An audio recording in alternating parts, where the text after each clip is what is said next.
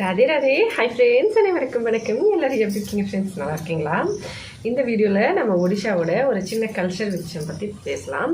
நிறைய ஃப்ரெண்ட்ஸ் வந்து ஒடிஷாவோட கல்ச்சர் பற்றி சொல்லுங்கள் அப்படின்னு சொல்லி கமெண்ட் பண்ணியிருந்தாங்க. ரொம்ப நாள் ஆகிடுச்சு நான் வந்து அதுக்கப்புறம் ஒடிஷா பற்றி நிறைய வீடியோஸ் போடுறதில்ல. மோஸ்ட்லி ஏன்னா நிறைய பேருக்கு வந்து இன்ட்ரெஸ்ட் இருக்காது, என்ன வந்து கல்ச்சர் பற்றி தெரிஞ்சுக்கணும்னு ஆசைப்படுவாங்களோ இல்லையோ அப்படின்னு சொல்லிட்டு நான் வந்து போடுறதில்ல. ஜஸ்ட் வந்து ரெசிபிஸ், ரெமெடிஸ் அந்த மாதிரி ஐட்டம்ஸ் தான் போட்டுட்ருந்தேன். இப்போ ரீசெண்டாக வந்து தமிழ் த்ரூ ஒடியா வந்து நிறைய ஃப்ரெண்ட்ஸுங்க வந்து கேட்டிருந்தாங்க. அதுக்கப்புறம் இப்போ வீடியோ வந்து போட ஆரம்பிச்சிருக்கேன். அதோட வந்து ஒடிஷாவோட கல்ச்சர் பற்றி தமிழில் சொல்லுங்கன்னு சொல்லி கேட்டிருந்தாங்க.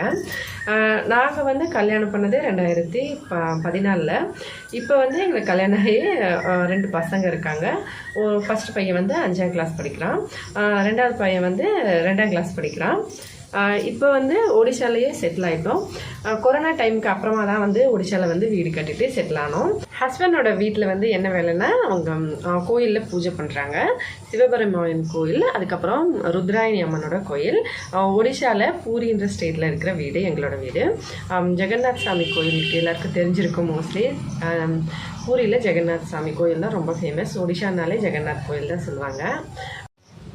இப்போ வந்து எங்கள் வீட்டில் ஹஸ்பண்ட் கல்யாணம் பண்ணிக்கிட்ட அப்புறமா ஹஸ்பண்ட் வீட்டில் வந்து ஒடிஷாவில் சிவபெருமான் கோயில்லையும் மாருத்ராயணின்னு சொல்லி அம்மன் கோயில்லையும் பூஜை பண்ணுறாங்க. வீட்டில் வந்து பூஜை பண்ணுவாங்க. கோயிலேருந்து பிரசாதம்லாம் கோயிலில் நம்ம பூஜை பண்ணிவிட்டு தினமும் வந்து காலையில் 4 மணி போல் மாமனார் வந்து கோயிலுக்கு கிளம்பிடுவாங்க. பூஜை பண்ணிவிட்டு வருவாங்க. மறுபடியும் 10 மணிக்கு இன்னொரு கோயிலுக்கு போயிட்டு 2 மணிக்கு வருவாங்க. இப்போ இன்றைக்கி வந்து ஒடிஷா என்ன வந்து ஒரு கல்ச்சர் பற்றி சொல்ல போகிறோன்னா, இப்போ நம்ம வந்து தினமும் காலையில் கோயிலுக்கு மோஸ்ட்லி வந்து எனக்கு தெரிஞ்சு நிறைய பேர் வந்து தினமும் எல்லாம் கோயிலுக்கு போக மாட்டாங்க. ஆனால் ஒடிஷாவில் வந்து தினமுமே, வில்லேஜில் சொல்கிறேன், தினமுமே காலையில் எந்திரிச்ச உடனே குளிச்சுட்டு ஃபஸ்ட்டு கோயிலுக்கு போவாங்க. எங்கள் ஊரில் இருக்கிறவங்க எல்லாருமே வந்து என்ன பண்ணுவாங்கன்னா, கோயில் பக்கத்தில், அவங்க வீட்டு பக்கத்தில் எங்கே செடி இருந்தாலுமே காலையில் ஒரு 4 மணி 5 மணி போல் எழுந்திரிச்சு பூ பறிக்க ஆரம்பிச்சிருவாங்க. ஒரு கூடை வச்சுட்டு நம்ம பூ பறிக்கிற மாதிரி அந்த எல்லா இடத்துலையும் பூ வந்து பறிச்சுட்டு வந்து எங்கள் வீட்டில் வந்து கொடுத்துருவாங்க. கோயிலாண்ட கொடுப்பாங்க. கோயிலாண்டேருந்து இப்போ நாங்கள் லேடிஸ் வந்து வெளியில் போகக்கூடாது, வயசானவங்க போகலாம். எங்கள் மாமியார் போவாங்க. பூ வந்து கோயிலேருந்து கொண்டு வந்துடுவாங்க. அதுக்கப்புறம் நாங்கள் வீட்டில் வந்து கட்டிட்டு சாமிக்கு கொடுத்துருவோம். அதனால் கோயிலுக்கு சொந்தமான எல்லா இடத்தையும் எல்லாருக்கும் பிரித்து கொடுத்துருப்பாங்க. கோயிலோட எல்லா வேலைகளும் நாங்கள் பூஜை பண்ணுற அந்த நாட்களில் நாங்கள் தான் பார்த்துக்கணும். நம்மக்கிட்ட இருக்கிற இடத்தோட நம்ம கோயில் இடமும் சேர்த்து நம்ம பயிர் வச்சுக்கலாம். எந்த வேலை வேணால் நம்ம செஞ்சுக்கலாம். கோயில் வேலை எத்தனை குடும்பங்கள் செய்கிறாங்களோ அவங்களுக்கு எல்லாருக்குமே கோயிலோட எல்லா இடங்களையும் பிரித்து கொடுத்துருப்பாங்க. அதே மாதிரி தினமுமே வந்து கோயிலில் பூஜை பண்ணணும். இப்போ நம்ம வெள்ளிக்கிழமை, செவ்வாய்க்கிழமை அந்த மாதிரி மட்டும் இல்லாமல் தினமுமே வந்து ஒடிஷாவில் கண்டிப்பாக வந்து காலையில் கோயிலில் பூஜை பண்ணுவாங்க. எங்கள் ஊரில் நாங்கள் பண்ணுறோம். அதே மாதிரி அடுத்த ஊரில் அடுத்த ஆளுங்க பண்ணுவாங்க. வேறு ஒரு ஊரில் வந்து அதே மாதிரி ஒரு அந்த ஃபேமிலி இருப்பாங்க, அவங்க வந்து பூஜை பண்ணணும், அவங்களுக்கு இடம் கொடுத்துருப்பாங்க. இந்த மாதிரி வந்து ஒடிஷாவில் மோஸ்ட்லி எல்லா இடத்துலையுமே வந்து கோயிலுக்கு பூஜை பண்ணுறாங்கன்னா அவங்களுக்கு வந்து கண்டிப்பாக இடம் கொடுப்பாங்க.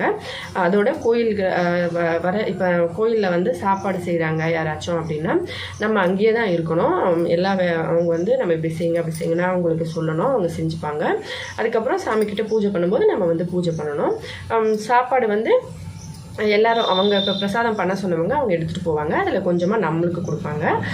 இன்னொருத்தவங்க இருக்காங்க, அவங்க வந்து சாமி வேலை செய்கிறதுக்கு இன்னும் கொஞ்சம் அந்த மணி அடிக்கிறது அந்த மாதிரி அவங்களுக்கு வந்து ஒரு பங்கு கொடுப்பாங்க. அப்புறம் இன்னொரு ஃபேமிலி அவங்களுக்கு ஒரு பங்கு, 3 பங்கு கொடுப்பாங்க. சாப்பாடு செஞ்சவங்க வந்து நிறைய கொண்டு போயிடுவாங்க. எங்களுக்கெல்லாம் கொஞ்சமாக கொடுத்துட்டு பிரசாதமாக அவங்க போவாங்க. இந்த மாதிரி வந்து செய்வாங்க. அதே மாதிரி பூஜை நாட்களில் வேறு எந்த வேலையாக இருக்குது, இப்போ சாமி பொருட்கள், பாத்திரம் வந்து பித்தளை சாமான்கள் கோயிலில் நிறைய இருக்கும். அதெல்லாம் வந்து காலையில் நாங்கள் இப்போ கோயில் பக்கத்தில் போயிட்டு எங்கள் மாமனார் வந்து பெருக்கிட்டு அவங்க 4 மணிக்கே எந்திரிச்சு போயிடுவாங்க. அதுக்கப்புறமா எங்கள் மாமியார் போவாங்க. 4 மணிக்கு போயிட்டு அவங்களே வந்து பெருக்கிட்டு கோயில் சுற்றி, இல்லைனா எங்கள் மாமியார் போனாங்கன்னா அவங்க பெருக்குவாங்க. 2 பேரும் ஒன்றா போனாலும் சரி. கோயிலாண்டை வந்து சுற்றி பெருக்கி முடித்து கோயிலில் வந்து ஒரு கிணறு இருக்குது, அந்த தண்ணி வந்து சேர்ந்துட்டு தண்ணி வந்து எல்லா இடத்துலையும் ஊற்றி கழுவி கோயிலில் வந்து சுத்தம் பண்ணிடுவாங்க. அதுக்கப்புறம் உள்ளுக்குள்ளே சாமிக்கு தினமுமே வந்து பூஜை பண்ணுவாங்க. எல்லோரும் கொண்டு வர பூவெல்லாம் வச்சு ஒரு 7 மணி வரைக்கும் வெயிட் பண்ணுவோம். ஏன்னா கொஞ்சம் பேர் வந்துகிட்டே இருப்பாங்க, கொஞ்சம் பேர் லேட்டாக வருவாங்க. அதனால் கொஞ்சம் கொஞ்சமாக வர எல்லா பூவும் கொண்டு வந்து கொடுப்பாங்க. அதுக்கப்புறம் கட்டிட்டு நாங்கள் கோயிலுக்கு வந்து கொடுத்துருவோம். அப்புறம் பூஜையெல்லாம் முடிச்சுட்டு பூஜையெல்லாம் முடிச்ச அப்புறமா மாமனார் வந்து வீட்டுக்கு வந்துடுவாங்க. அதுக்கப்புறம் காலையில் வந்து டீ கொஞ்சம் குடிச்சிட்டு பட்டாணி குழம்பு வந்து ஒடிசாவில் மார்னிங் பிரேக்ஃபாஸ்ட்டுக்கு செய்வாங்க. பட்டாணி குழம்போட கொஞ்சம் வறுத்த அவல் போட்டு சாப்பிட்டுட்டு வெங்காயம் பூண்டெல்லாம் சாப்பிட மாட்டாங்க.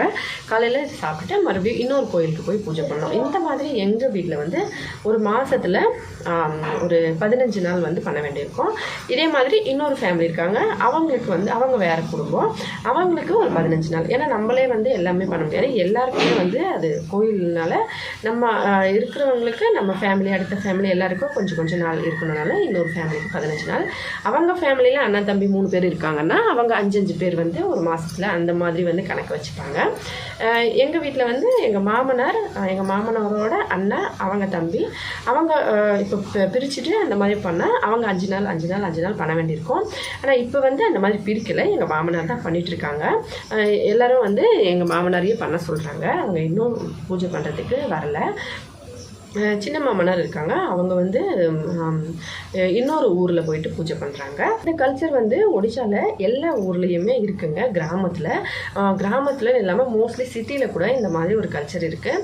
அவங்க அந்த கோயிலில் வந்து அவங்க பூஜை பண்ணுறாங்கன்னா அவங்களுக்கு கொஞ்சம் இடம் கொடுத்துருப்பாங்க.